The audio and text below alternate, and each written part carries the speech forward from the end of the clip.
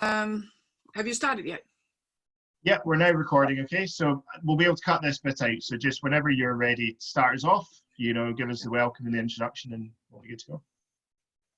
Okay, well, welcome everyone who's listening. This is the first of a series of BIEN conversations, which arose as an idea between us within BIEN. BIEN is a network of people interested in the idea of universal basic income, which has existed for over 30 years. And we thought in reaction to the COVID crisis, there was a gap in the global debate in terms of clarifying and reflecting critically on how your universal basic income is being talked about now that it's become a very topical issue and a proposition that's been raised as one way of responding to the COVID crisis.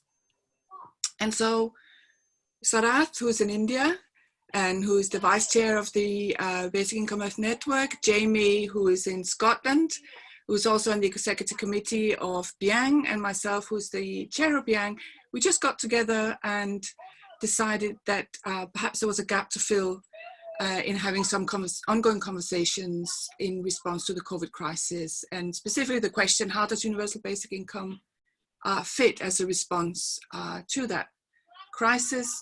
So some of the things we thought would be useful to reflect on that perhaps is lacking in the global conversation is the question, what kind of opportunities the COVID crisis raises for universal basic income, the proposition to provide universal income security to individuals in society and indeed globally, but also the kinds of risks that the COVID crisis presents as a very rapidly moving field for the conversation about universal basic income, which really is about how to implement something like a universal basic income as a permanent security structure in society.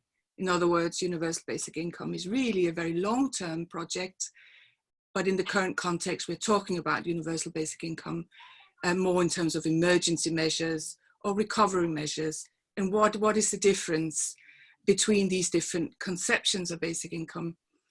And so, yeah, we thought it would be really useful for us to reflect on that together.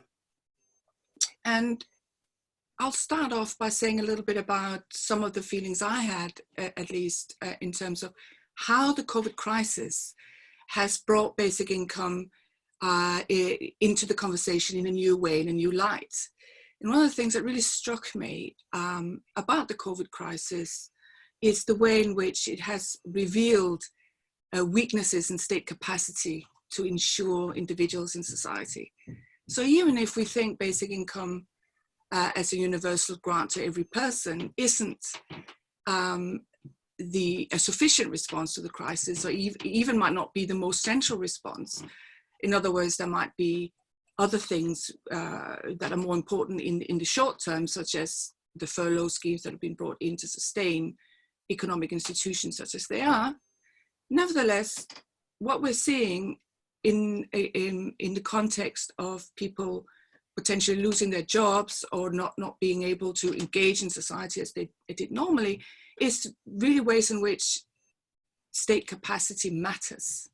And where state capacity is weak, people very quickly fall into destitution, whether that be Britain, whether that be India, whether it be Africa, wherever. And really there's now a global sense in which we're talking about the importance of the state again. Bye, Mom, we're going now. Bye.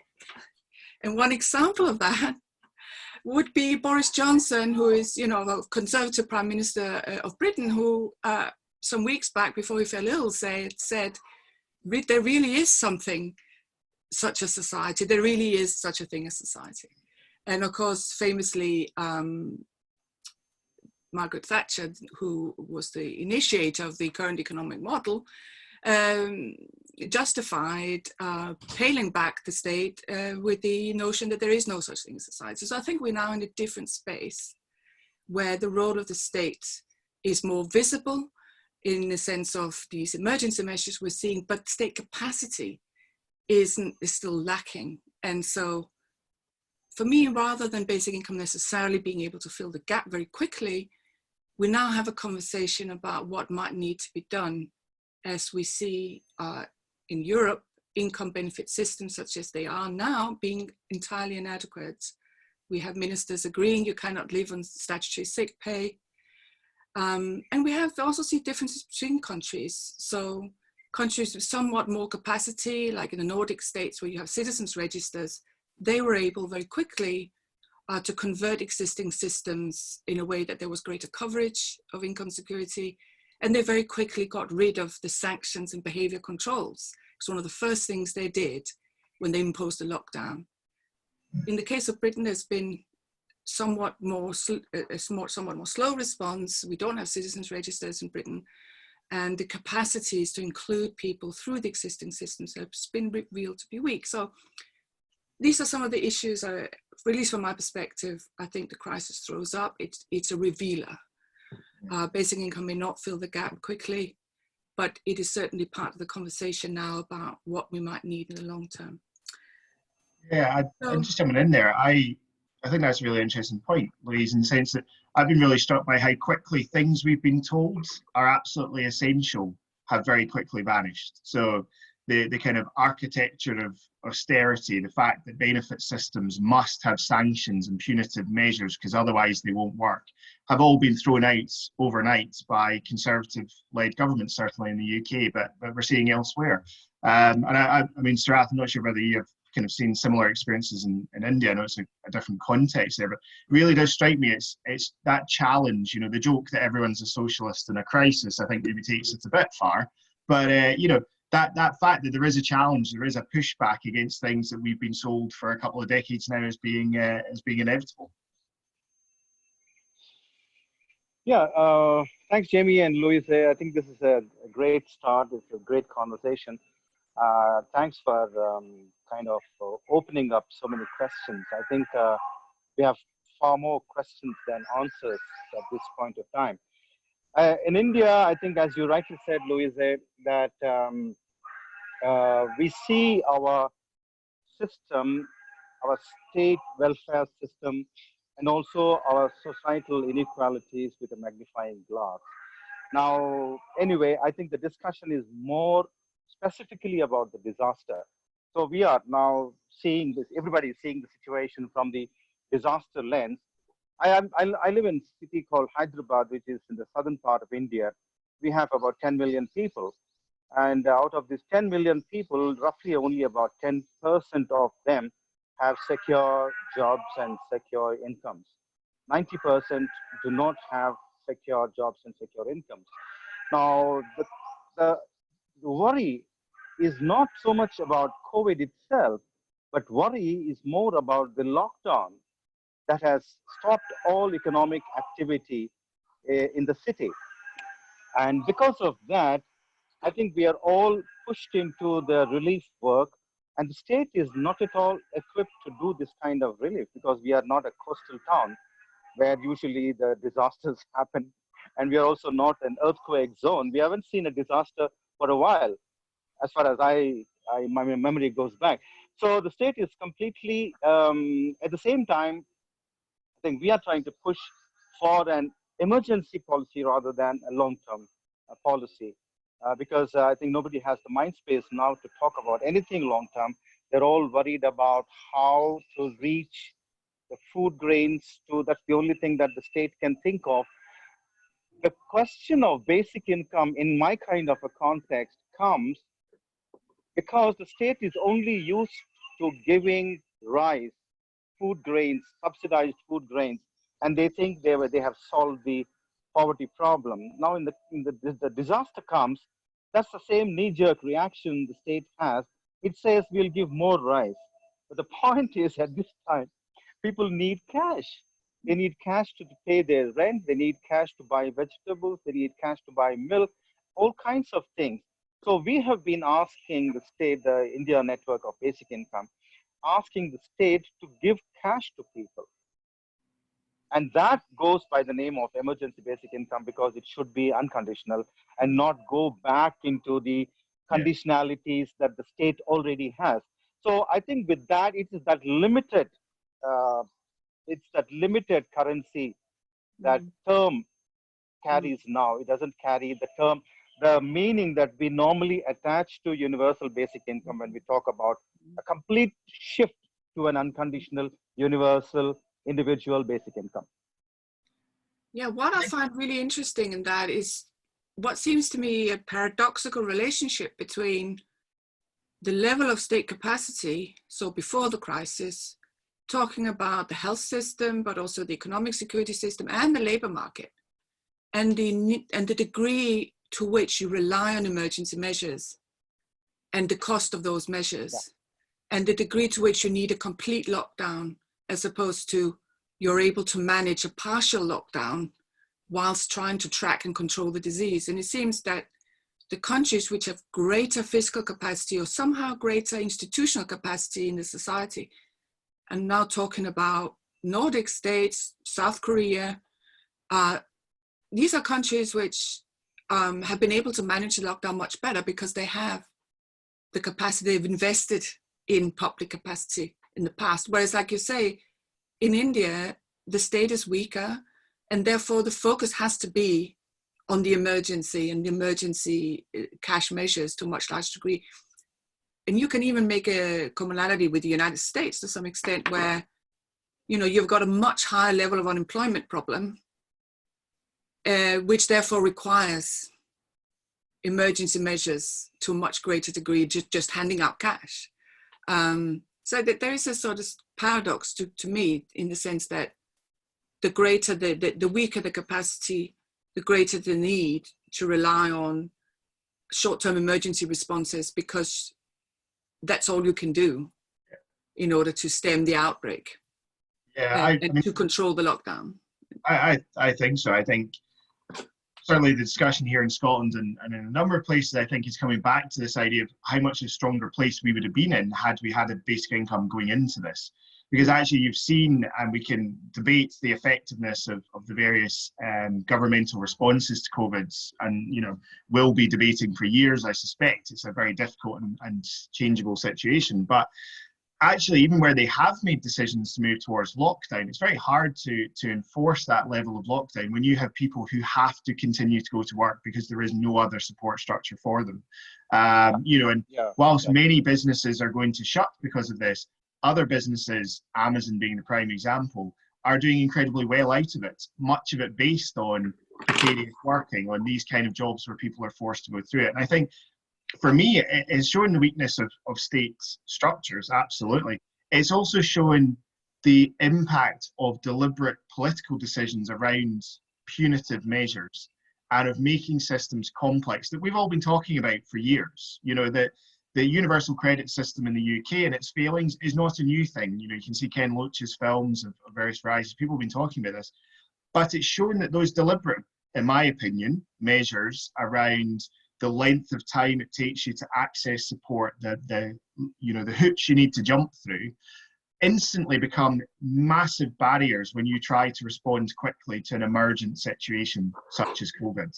And the reality is, this will not be the first or last pandemic that we experience. It will certainly not be the first or last major incident that we experience. And I think it's a kind of shot across the bows for us, in a sense, to say, well, actually, how do we create this more stable, secure, robust system and social contract that we can respond quicker in future when these arise? And I think that's where the emergency responses that both of you have outlined obviously are both necessary and picking up a lot of traction. But also, interestingly, so is the discussion around what comes next. How do we build back better? How do we create something that puts us in a better position in future? And I think that creates a really potentially optimistic space alongside a lot of challenges that we've seen as well.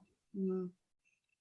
Yeah, I think coming back to the social contract is really important. That what we've seen now is visible insecurity, but actually a lot of the problems that are visible now were endemic before and invisible. And what we really need is to build resilience in society long term. And I think one of the themes that's going to run through these conversations is the difference between, and the connection between the emergency measures, which is one thing, and the more permanent long-term solutions in terms of how do you build more resilient societies in the long run. Sorry, Sarath, I think I interjected when you were wanting to come in. Not at all. Not at all. I mean, what I was saying is that I think just because a government responds by giving an emergency basic income, so-called, in quotes, doesn't mean that as a society we have accepted that value and would continue that value. So as soon as the emergency is over, we don't know. Once we move into the so-called new normal register, we say that, okay, let's come back to our old rules of the game. So I think we should take all this with a pinch of salt. You know, even if Trump has announced $1,200 or Spain is announcing something, I think Malawi has announced $32. All this, even I think in Kenya, yesterday somebody was saying that they're also thinking of. So I don't know what to call them. If you want to call them basic income, you want to call them cash transfers, you want to call them relief income, whatever.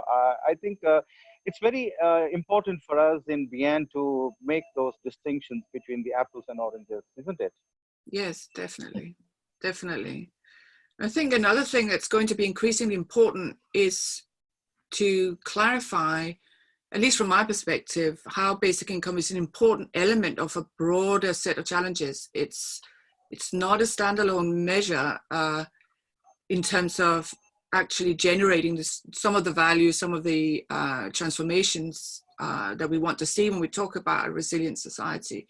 And again, just speaking for myself, I've always thought it important to think about basic income as a foundation for a wider security structure. And that security structure also includes rethinking work. So what is the value of stable work, stable employment, and cooperation in society, and a greater sense of social security along a number of dimensions, including the care economy.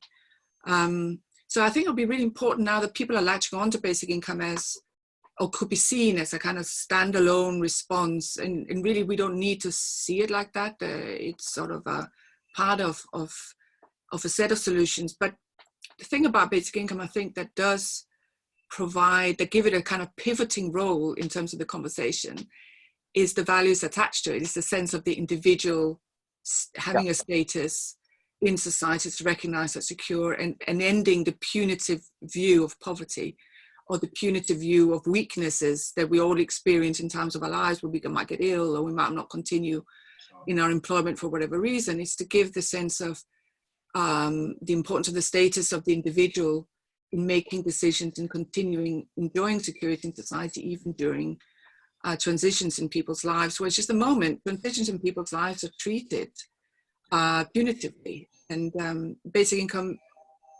puts forward a different way of looking at the role of security.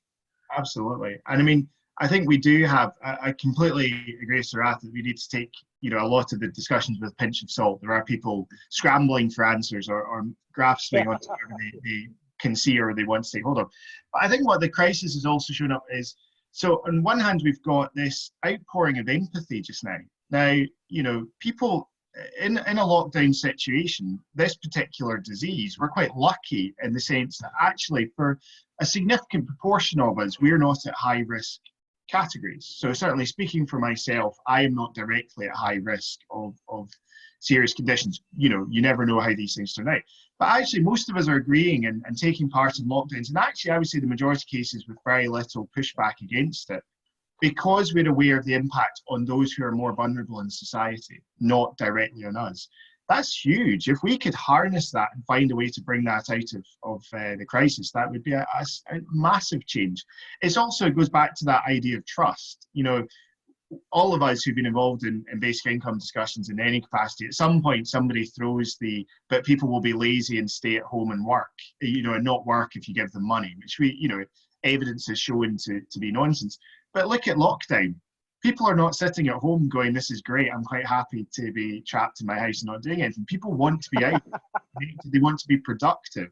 And it's about how we harness those bits of it whilst recognising the vulnerable. So, you know, in the UK, people are going out every Thursday night and clapping for those in the front line, which is great. You know, I would argue, let's make sure we pay our taxes and fund the system better. But actually look at the people as well who are are experiencing what we're seeing in lockdown on a regular basis, carers being the prime example. We're in a situation just now, certainly in Scotland, where there are carers who have had some of their resources removed, or people with disabilities who are having resources removed on the basis that, well, actually, people are going to be home with you just now because of lockdown. We don't need to give you the money. And there are ways that you can see the crisis and its aftermath can also be misused to be used to remove services or to have negative impact. So I think we need to be very cautious and aware of some of that, but actually, for me, celebrate some of the humanity that's coming out of this. You know, Andrew Yang in his campaign in the US, which obviously picked up a lot of press for basic income ideas, talked about humanity first. I think there's an interesting space here where we're actually being forced to confront some of those ideas on a day-to-day basis. Well, it was interesting actually that the Boris Johnson, the British Prime Minister, he did say a couple of days ago that in response to the idea that we might have a return to austerity, and he said no, he doesn't want that. In fact, he doesn't like the term. Now, what does that mean? We'll have to see. But if it, in one way, that was quite revealing and quite reassuring. It's something we need to latch on to. Mm-hmm. And he mentioned that actually what we need is to invest for recovery. And really we need to hold politicians to those sorts of messages, I think, as an outcome of the crisis. Because certainly one of the things that concerned me was the language. A few weeks back, maybe a month, a bit more back, was that, well, we're going to inevitably face this massive recession and more hardline austerity. And I think that needs to be questioned. And also the question of the debt and how it will be restructured, how it will be paid. A lot of the debt, I think, is owed to central banks in Europe. So there is scope for thinking about reducing that debt. Giving some debt relief in the context of this has been a naturally imposed crisis. It's a once in a lifetime disaster, and we can look at debt differently. So for me, at least, should be, I'm hoping is going to be part of the conversation. I think I also see a kind of the idea of basic income taking center stage in this kind of a crisis situation. Normally what we have is a happy narrative about the growth and GDP, and then prosperity to some. And also, I think so the newspapers or the media is full of the happy narrative, the ads and everything, that we should win this competition and all that. Now, I think in a situation like COVID, there are two things I see happening. One is about the environment. I think many people are more receptive now to a conversation about many things that one has been talking about. But even about basic income, I find many more people are willing to listen now. Not just about emergency basic income, but there is a reflection about how this insecurity is magnified now. Everything is out in the open. What you were saying a little while ago, you or Jamie was saying, that this insecurity has always been there. These inequalities have always been there. They were endemic in the society, but they were invisible. But now they have all become visible. And in that moment, many more people are willing to say, I think our society needs a universal basic income in the long term. Because we see now so graphically the insecurity that people, they are sitting on thin ice. I mean, so which is bad for the society, which otherwise they would not accept. No, and related to that, another thing that's become very apparent is the complete dependence on global linkages in terms of food supply and so on. I mean, there's now a much greater understanding of the importance of the concept of self-reliance to a certain extent in development. That you need to invest to a certain extent in communities being more self-reliant. So global cooperation needs to be reframed around these concepts of sustainability to include quite concrete changes in terms of global value change and so on. Because what we've seen as part of this pandemic is just the weaknesses that interdependence creates. And whilst we want interdependence, we need a more local self-reliance within that interdependence. And food is a very good example of that.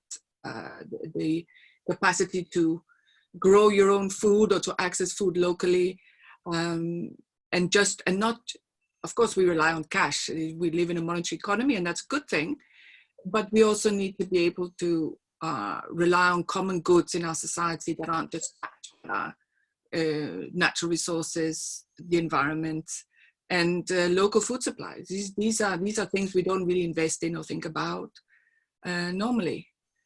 So it's called into question the form of globalization, I think. And when it comes to solidarity, this is another thing which I completely agree with the both of you, that there's now a sense in which the affiliations to common ideals and the sense of solidarity that we know exists in theory, even that people believe in the welfare state in general, and surveys have shown that, but they may be suspicious of the current form of the welfare state. And actually there's an opportunity to make that marriage work better, the sense of wanting to contribute and believing in institutions that enable you to contribute. Because I don't think personally solidarity just emerges spontaneously in a bigger society. I think you need institutions to set it up, like the National Health Service, something we believe in, but we need to transfer this sense of belief in the common into creating new institutions. Absolutely. I mean, just in my local area, if I can just finish on that, in my local area, we go for a walk nearby and we have a nature trail that all the neighbors use and the students who attend university that I work at use. And in the last week, I just had a proliferation of stones put down by people, painted stones with little messages. And we count them every day. And yesterday there was over 50, and about 4 days ago there was 20 odd. People are sort of, because we're in a situation that's bigger than ourselves, people are coming out with this, enjoying to express that kind of solidarity. Yeah, sure. Yeah. So should, I don't know whether maybe this first podcast is coming to an end, what we should try and wrap up each of us and say a little bit about how we see this series continuing. Do you want to say something about it, Sarath?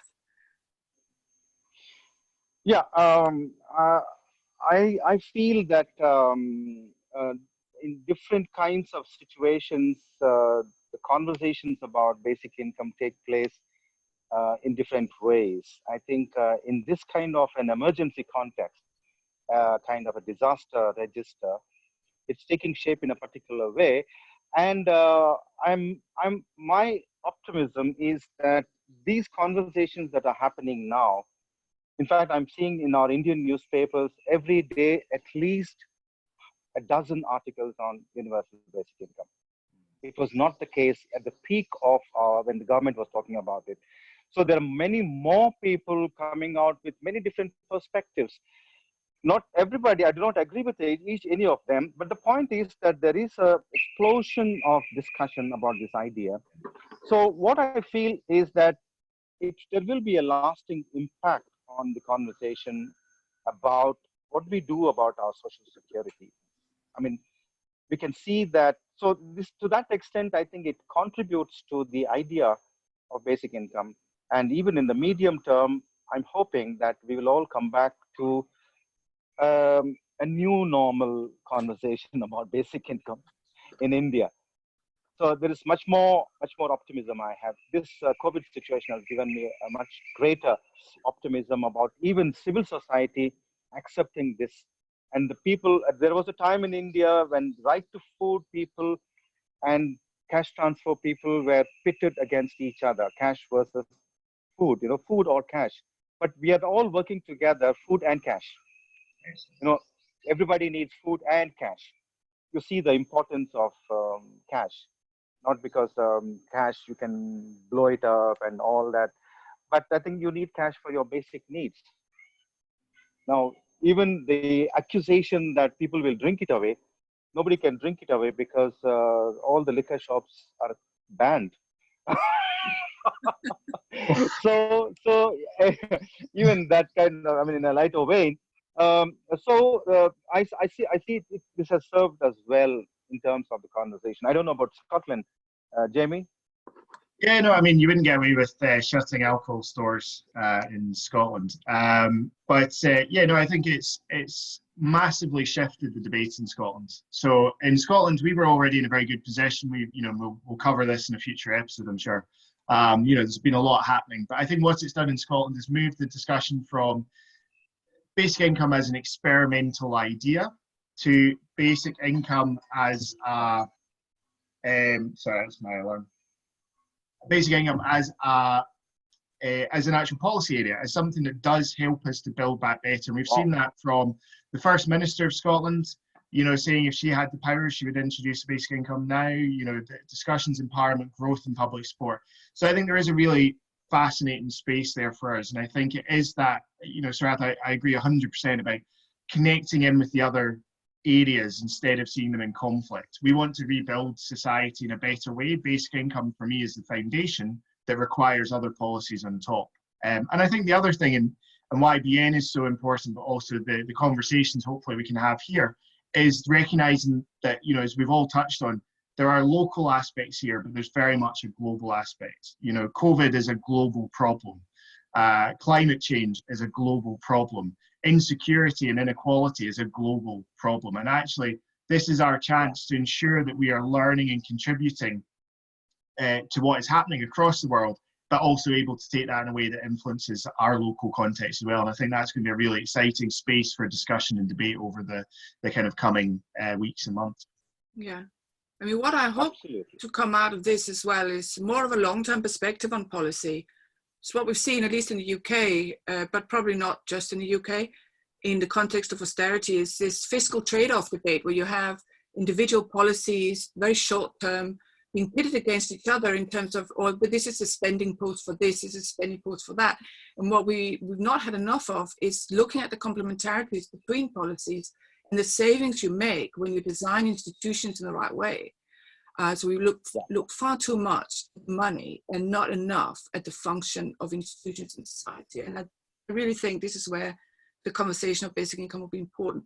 And just to fill in what all of you just said in terms of BIEN's role as well, is I think BIEN, which has existed for a very long time amongst enthusiasts or people interested in the idea, our conversations within BIEN amongst, whether you're activist or you're a scholar, it's been very much on the theory, on the utopia. And, it's been very polemical as well between us, so to speak, who are interested in basic income and outsiders who are interested in similar ideas. And I think the consequence of basic income being much more practically looked at as a practical, part of practical transformations are twofold. I think on the one hand, it makes it now necessary to look at connections between basic income and the function of other institutions, including health. I mean, we just produced within the World Health Organization a report on the intersections between economic security and health, which brings together the evidence that exists on this. And the other one is just to generate space for disagreement as well. As basic income becomes part of the common conversation, we can actually have disagreements. It doesn't matter, if we agree on the exact form of the scheme or the level of the payment or the timing or when it might be introduced. This is a normal thing to have these agreements, and that will help make the conversation less ideologically charged and much more practical. So yeah, I think, at least from my perspective, this has been a really interesting conversation today. Yeah, absolutely. And I think, I'm sure we are going to bring interesting people into this conversation, and I'm really looking forward to that, Louise. Yeah. So the last thing to say is just how we've had a discussion amongst ourselves about how we're going to run this series of BIEN conversations. So today was just to set up some of the themes and the rationale for having this series. But what we have in mind is running this every 2 weeks, and we will be discussing some of the same things, but bringing in more of the news, perhaps, and just reflecting on development around the world. And we'll have guests as well. So we hope to bring in people from around the world who can give us a perspective on what's happening locally. And we have some ideas about the countries we're going to cover already. And we'll announce that in the next podcast, and it'll become clearer how we'll go around. But already we're discussing looking at north of England, Scotland, India, Latin America, the United States, and we'll roll on like that, looking at having a localized look at the way in which these themes play out in different places. So can I maybe just have each of us perhaps contribute a last reflection, and then we'll close today? Yeah, sure. Sarath, do you want to start? Jamie? Sure. I'm looking forward to the conversations as we move forward. I think this is a really challenging and chaotic time, but I think in that chaos, there's also space for growth. And I think whatever we can do to help us move from the kind of systems we've been in, which have been about surviving, towards systems that can help us thrive, I think that's not just an opportunity, but frankly, a responsibility for us all. So looking forward to having those conversations over the next wee while. Great. Sarath, do you want to have the last word? Yeah, I think this situation also has made it clear to us the strengths and the limitations of what state can do and cannot do. And I think our future advocacy work in India is picking up a lot of insights during this period about how to, it's not, I don't believe in instant basic income, ready to eat basic income stuff, which we will tell the government and they will implement. I think it's also a question of the society at large accepting this notion of unconditionality. That is the most important, that's really the cutting edge of the concept of basic income, that it should be unconditional.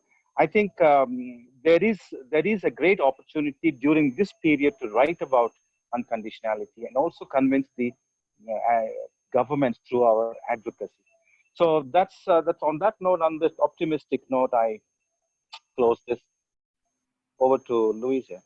Yeah, well, just to say thank you to both of you, Sarath in Hyderabad and Jamie in Glasgow, and myself from York, and we look forward to seeing you next time.